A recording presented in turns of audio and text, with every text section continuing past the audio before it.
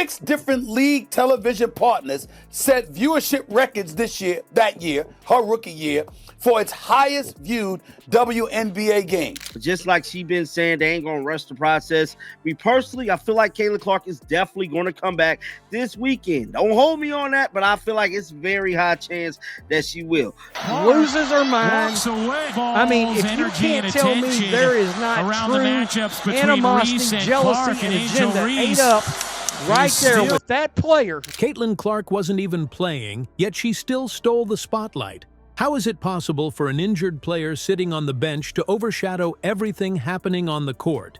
And why is Angel Reese trying to claim the credit for the record-breaking viewership? Stick around as we unravel the undeniable Caitlin Clark effect that has the entire WNBA buzzing.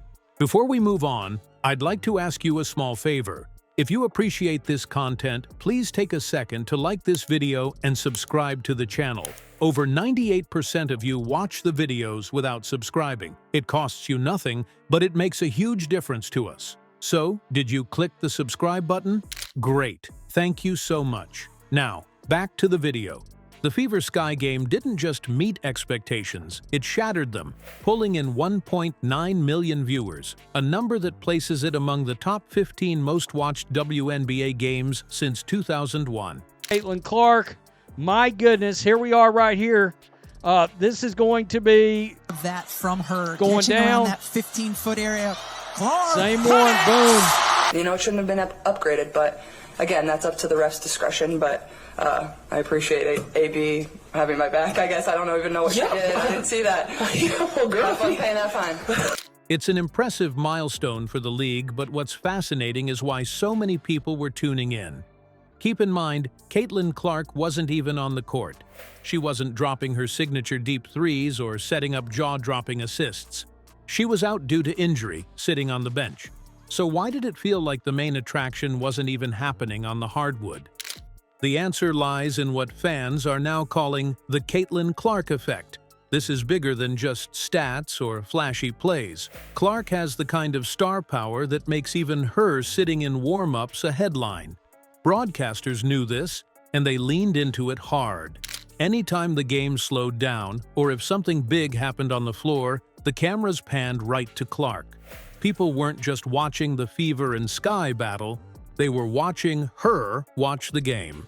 Caitlin Clark is by far the biggest star in WNBA history. No one can even come close to how big of a star Caitlin Clark is. I don't give a damn who you name off. And if it starts somewhere, a rising tide lifts all boats. You jump on that tide, you jump on that boat, and elevate and use them to elevate your play.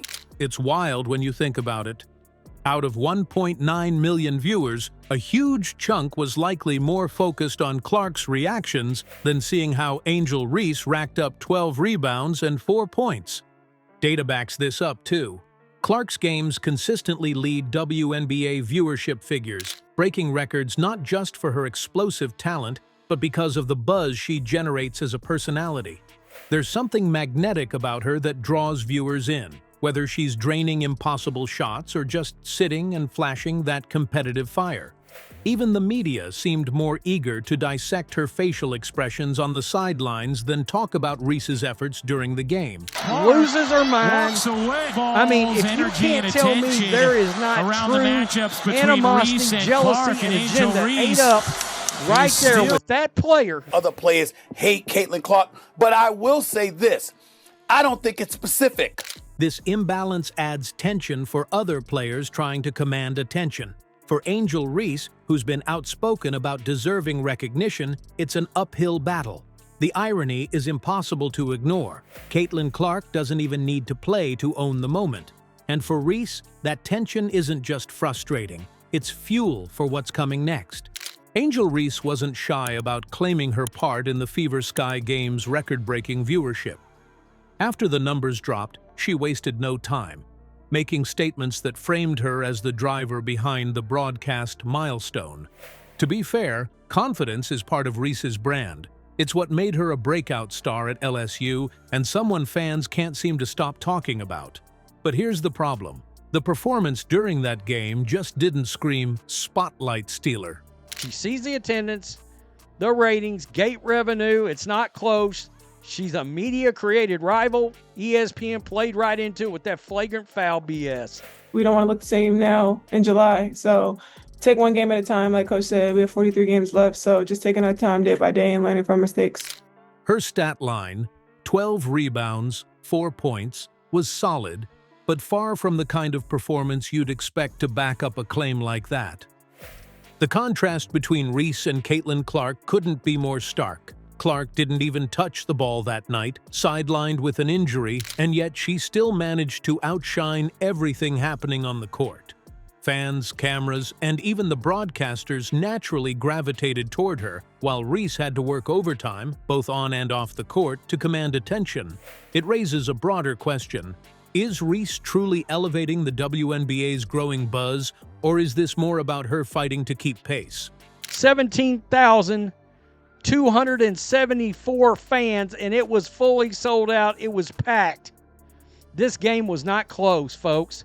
93-58. Just like she been saying, they ain't going to rush the process. Me personally, I feel like Caitlin Clark is definitely going to come back this weekend. Don't hold me on that, but I feel like it's very high chance that she will. Let's look at the bigger picture for a second. A lot of attention surrounding the WNBA right now actually comes down to the rivalry between these two players. It's not just about basketball, it's about personalities. You've got Clark, who pulls fans in with her effortless charisma and show-stopping gameplay, and Reese, who's more aggressive in creating her own narrative and demanding her respect. But here's where it gets tricky. Reese's attempts to take credit for this league-wide viewership momentum feel calculated, while Clark's magnetism seems to happen without her even trying. That's what tilts the scales, and it's something Reese can't fake. Now, don't get it twisted. Reese is one of the best young talents in the game, no question. But until her on-court performances consistently match the hype, the cameras are going to keep panning back to Clark, whether she's in the spotlight or just sitting on the sideline. So, what will it take for Reese to break out of Clark's shadow? Caitlin Clark isn't just playing basketball, she's redefining what it means to be a WNBA superstar. 6 different league television partners set viewership records that year, her rookie year, for its highest viewed WNBA game. Than jealousy, what is Reese's motivation for animosity towards Clark? I said she's jealous AF. Even sitting out, her presence pulled nearly 2 million viewers, proving her draw goes way beyond athletic talent. With numbers like that, Clark has become a cultural phenomenon, a player whose influence extends far past the hardwood. But here's the question. Can Angel Reese ever match that level of magnetism? Or will Clark's gravitational pull keep her as the league's center of attention? Let us know what you think.